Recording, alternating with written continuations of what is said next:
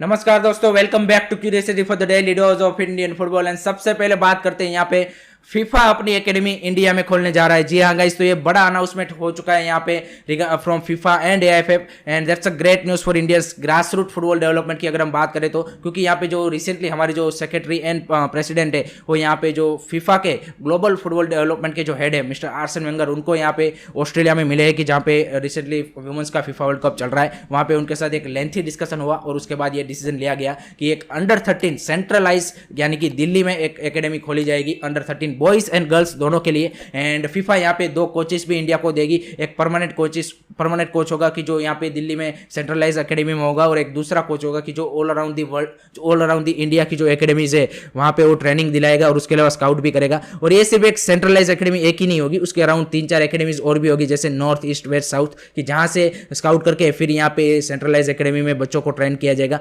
Centralise academy में यहाँ पे 25 बच्चों को रखा जाएगा एंड उसके बाद आगे बढ़ा जाएगा। एंड मिस्टर आर्सेन वेंगर यहाँ पे इंडिया को भी विजिट करने वाले हैं अक्टूबर के 2nd वीक में। उसके अलावा यहाँ पे सितंबर में वो एक वर्चुअल प्रेस कॉन्फ्रेंस करेंगे कि जहाँ पे फीफा अपना प्लान रिवील करेगा और आर्सेन वेंगर भी अपना प्लान रिवील करेगा regarding India football development. And जो हमारे प्रेसिडेंट साहब है कल्याण चौबे जी, उन्होंने यहाँ पे बताया कि जी जो हमने उनके साथ डिस्कशन किया है, एक लंबी मीटिंग की है, उसमें हमने यही जानने की कोशिश की है कि क्यों इंडिया यहाँ पे फुटबॉल में एक स्टेप आगे नहीं बढ़ पा रहा है और क्या दिक्कत है, क्या है फिजिकल एबिलिटी की कमी है, क्या वो वेदर और हॉट ह्यूमिड कंडीशन की वजह से है, क्या वो स्किल लेवल पे कहाँ पे एरिया ऑफ इंप्रूवमेंट की वर्क की ज़रूरत है। एंड यहाँ पे जो आर्सेन वेंगर है उनकी टीम है, उन्होंने सजेस्ट किया है कि अगर आपको कोई प्लेयर को डेवलप करना है तो जो 12 साल का होता है तब से ही आपको उसको उस ट्रेनिंग रिजिम में और जो वर्ल्ड का स्टैंडर्ड है उसमें डालना पड़ेगा, तभी आपको उस क्वालिटी का स्किल सेट फिजिकलिटी वाइज सब कुछ वो प्लेयर मिलेगा। And that's why this decision has been made कि भाई एक सेंट्रलाइज अकेडमी हम इंडिया में खोलेंगे। तो that's a great news for India's grass root development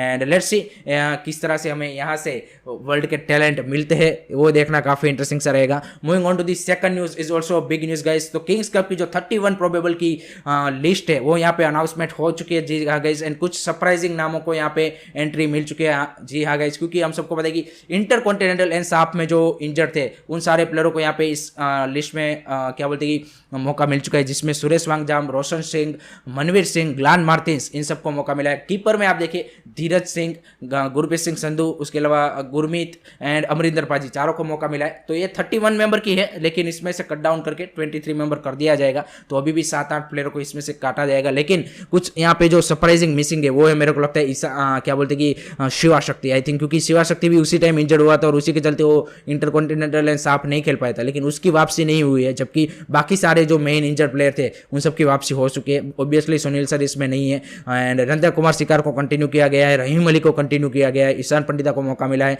backline में आप देखिए कि यहाँ पे प्रीतम कोटाल को कंटिन्यू किया गया है, उसके अलावा मेहताब सिंह है। एंड अगर हम क्या बोलते हैं मिडफील्ड की बात करें तो सुरेश वांगजाम का इंक्लूजन आई थिंक काफ़ी इंटरेस्टिंग रहेगा। एंड सुरेश वांगजाम, जिक्सन एंड अपुया, इन तीनों की आई थिंक मिडफील्ड हम सब देखना चाहते हैं। तो I think interesting see score है बिना सुनील सर के, इट्स अ चैलेंज ऑल्सो, लेकिन आई थिंक गुड स्कोर है। आई थिंक ब्रेंडन की भी वापसी हुई है, ब्रेंडन फर्नांडिस की भी वापसी हुई है, दैट्स ऑल्सो गुड न्यूज़।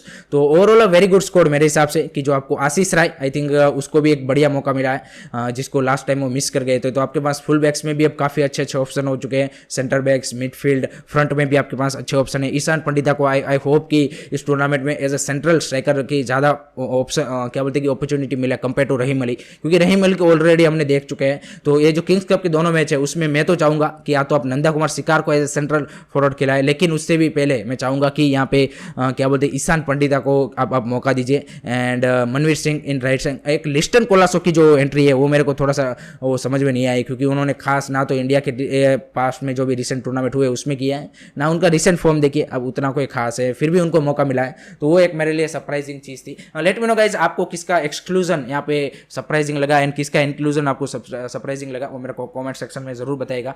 तीसरी न्यूज़ है यहाँ पे गाइस, रंजीत बजाज और यहाँ पे जो चेन्नई एनएफसी के कोच है ओवेन कोहल, उसके बीच में फाइट हो चुकी है। जी हाँ गाइस, यहाँ पे रिसेंटली दुरान कप के मैच के दौरान जो साइड लाइन पे दोनों ने एक दूसरे को कुछ यहाँ पे क्या बोलते हैं कि रेसिस्ट कमेंट की यहाँ पे खबरें आ रही है। उन दोनों ने यहाँ पे एफएफ की एंड जो दुरांत कप की डिसिप्लिनरी कमेटी है उनके सामने कंप्लेंट की है। पहले यहाँ पे रंजीत बजाज ने की थी, उसके बाद काउंटर क्या बोलते हैं कंप्लेंट यहाँ पे चेन्नई एफसी ने की है। यहाँ पे रंजीत बजाज का ऐसा कहना है कि यहाँ पे साइड लाइन पे जो चेन्नई एफसी के कोच है ओवन कोयल और उसके जो असिस्टेंट कोच है अलेक्जेंडर स्टुअर्ट, उन दोनों ने ऐसा बोला कि स्टे इन योर प्लेस, उनके और उनके कोच को, और ब्लडी बफून्स ऐसे क्या बोलते हैं कि वर्ड्स का यूज़ किया, और उसी के जवाब में मैंने यहाँ पे रिएक्ट किया था। जबकि चेन्नई एफसी की ओर से ऐसा कहना है कि उन्होंने ऐसा कुछ नहीं किया, वो तो सिर्फ क्लैपिंग कर रहे थे और अपने प्लेयरों को यहाँ पे क्या बोलते हैं कि मोटिवेट कर रहे थे।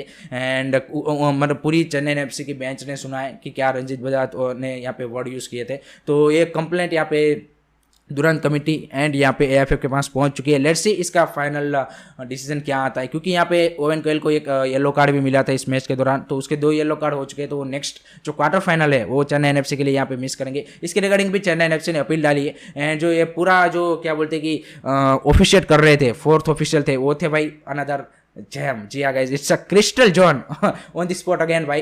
तो जैसे वर्कआउट के टाइम भी वही थे, तो इस टाइम वो 4th ऑफिशियल थे, और वो ये पूरे जो मामला हुआ है उसका विटनेस है। दोनों ही पार्टीज की ओर से बोला गया है कि क्रिस्टल जॉन वहाँ पे खड़े थे और उनको सब पता है, तो आप वो दोनों पार्टीज के लिए वही विटनेस है। तो देखते हैं, काफ़ी इंटरेस्टिंग सा होगा कि, और इंटरेस्टिंग तो क्या भाई, मतलब ये सैड पार्टी है, लेकिन नहीं होना चाहिए ऐसी चीज़ें, लेकिन ये फुटबॉल है, आपको पता ही है कि इट्स इमोशनल गेम। तो कभी कभी दोनों ही पार्टीज की ओर से शायद ऐसे वर्ड्स निकल गए हीट ऑफ द मोमेंट में। लेट्स सी इसका फाइनल यहाँ पे क्या दोनों ही पार्टीज को यहाँ पे फाइन या क्या चीज़ें मिलती है, सस्पेंशन, वो देखते हैं यहाँ पे। Moving on to the next news is regarding guys, finally FC Goa and Mohan Bagan के लिए एक बेहतर न्यूज़ आ रही है। सबसे पहले मोहन बगान की बात करते हैं, तो मोहन बगान के भाई जेम, जिसको भाई मोहन बगान के फैंस इतना चाहते थे, वो भाई फ्लोरेंटिन पोग्बा ने यहाँ पे क्या बोलते हैं कि क्लब के साथ म्यूचुअली यहाँ पे कॉन्ट्रैक्ट को क्या बोलते हैं पार्ट अवेज कर लिया है। And same goes for the FC Goa and Alvaro Vazquez, उन्होंने भी यहाँ पे पार्टेड वेज कर लिया है। तो both the players leave the FC Goa and Mohan बगान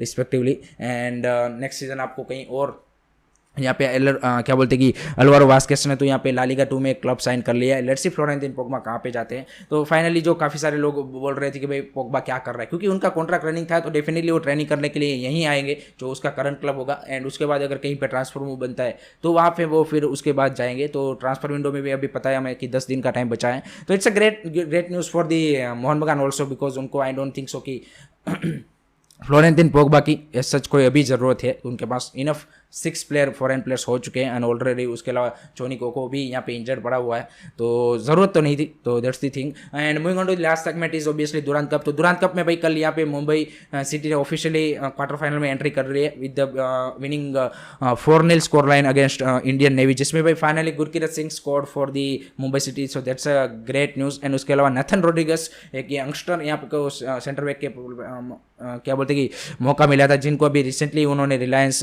यूथ चैम से खरीदा है, तो उन्होंने भी गोल मारा है and he looks promising. So that's a great news for Mumbai city also. And उसके अलावा यहाँ पे ओडिशा एफसी ने बोडोलैंड को यहाँ पे 2-1 से हरा दिया। तो ये 2 मैच हमें कल यहाँ पे इंटरेस्टिंग मैच हमें देखने को मिले थे। तो that's it regarding guys Indian football news today, and I hope कि आपको इन्फॉर्मेटिव लगा हो। Keep supporting Indian football, don't forget to like से सब्सक्राइब करिए। जय हिंद, जय भारत।